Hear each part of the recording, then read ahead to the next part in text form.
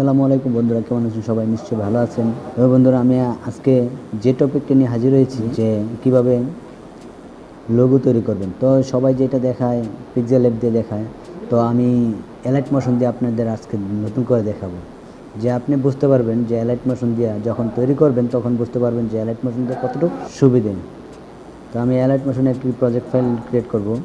Create করার জন্য এটা যা আছে তাই রেখে আমি ক্রিয়েট প্রজেক্টে ক্লিক করলাম। তারপরে এখান থেকে আমি যে লেখাটি দিয়ে লোগো তৈরি করব সেই লেখাটি আমি এখানে লিখব। তো আমি টি এটি দিয়ে লোগো তৈরি করব। তাই এখানে কালার সিলেক্ট করে তারপর সাইজটা বাড়িয়ে নেব। তারপর এখান থেকে একটি ফন্ট চুজ করে নেব।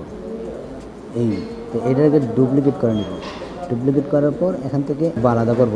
তো এটি হয়ে গেলে তারপর এখান থেকে এটি সাজিয়ে নিব যে কিভাবে রাখলে এটা আপনার সুন্দর লাগবে। আপনি পজিশন মতো বসাই নেবেন, দেখবেন যে কতটুকু। তো যেটা কাটতে চাই সেটা কাটার জন্য আমি একটি মার্ক সিস্টেম করব, যেটা কিনা আমি এই ভেক্টর ড্রয়িং এই টুলটা দিয়ে আমি করব। যতটুকু কাটতে চাই ততটুকু শেপ ক্রিয়েট করব। এখন শেপটিকে উপরে রেখে যে লেয়ারটি মাস্কিং করতে চাই সেই লেয়ারটি নিচে রেখে একসাথে দুইটি সিলেক্ট করে এই অপশনটিতে ক্লিক করব। যে কোনো লোগো এভাবে কাটছিট করে তৈরি করতে পারবেন।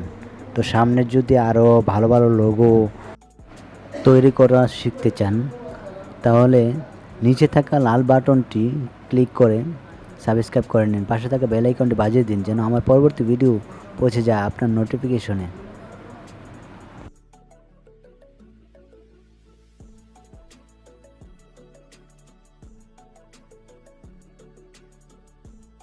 এখানে আমি আরেকটি লোগো দেখাচ্ছি, অন্য একটি অক্ষর দিয়ে টি এর সাথে পি দিয়ে।